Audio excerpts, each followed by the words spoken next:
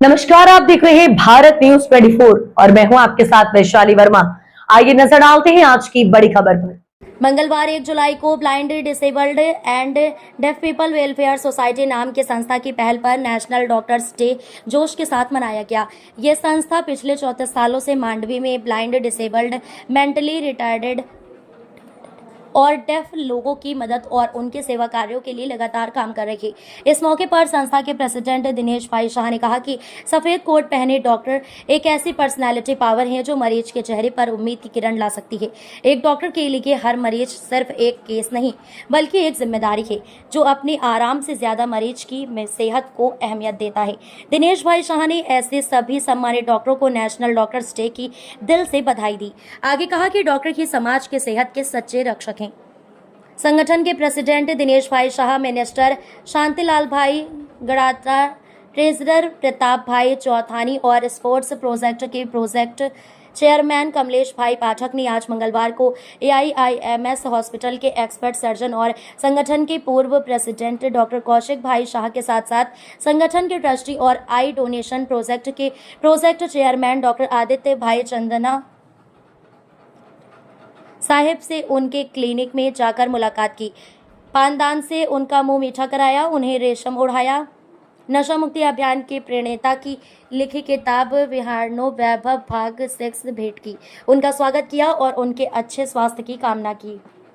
प्रमाणे हमारी जे फरजों सनिष्ठ रहीए અને દર્દીઓની ફરજોમાં પણ દર્દીઓ અમારા પાસે પરસ્પર વિશ્વાસ અને એક શ્રદ્ધાથી આવે છે તો ભગવાન ધન્વંતરી અમને એવી શક્તિ આપે કે અમે અમારી જિંદગીના છેલ્લા શ્વાસ સુધી અમે સેવા કરી શકીએ, કારણ કે આ એક અમારો વ્યવસાય એક બહુ પ્રમાણિક સમાજ સેવાનો છે। અમને ભગવાને ડૉક્ટર બનાવ્યા છે તો દર્દી જન્મે વ્યક્તિ જન્મે ત્યારે પહેલો હાથ ડૉક્ટરનો લાગે છે અને જ્યારે એનો અંત આવે છે ત્યારે છેલ્લો હાથ પણ ડૉક્ટરનો લાગે છે। એટલે અમારા વ્યવસાયને બહુ પવિત્ર માની છે અને એ પવિત્રતા જળવાઈ રહે એના માટે અમે હિપોક્રેટિક ઓથને વળગી રહી એવી ભગવાન પાસે પ્રાર્થના। ડૉક્ટર એમ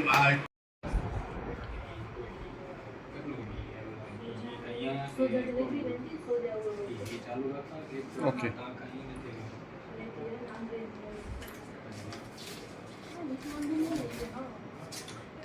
આજે વિશ્વ ડૉક્ટર્સ ડે છે સાહેબ, આપને અમે શુભેચ્છા પાઠવવા માટે આવ્યા છીએ। આ ડૉક્ટર કૌશિકભાઈ શાહ અંધ અપંગ માનવ કલ્યાણ સોસાયટીમાં પ્રમુખના તરીકે 6 વર્ષ સુધી ખૂબ જ સારી કામગીરી કરી છે અને ડૉક્ટર તરીકે તો ઘણી નામના એમને મેળવી છે। લિમ્કા બોર્ડમાં નામ પણ એમનું નામાંકિત થઈ ચૂક્યું છે।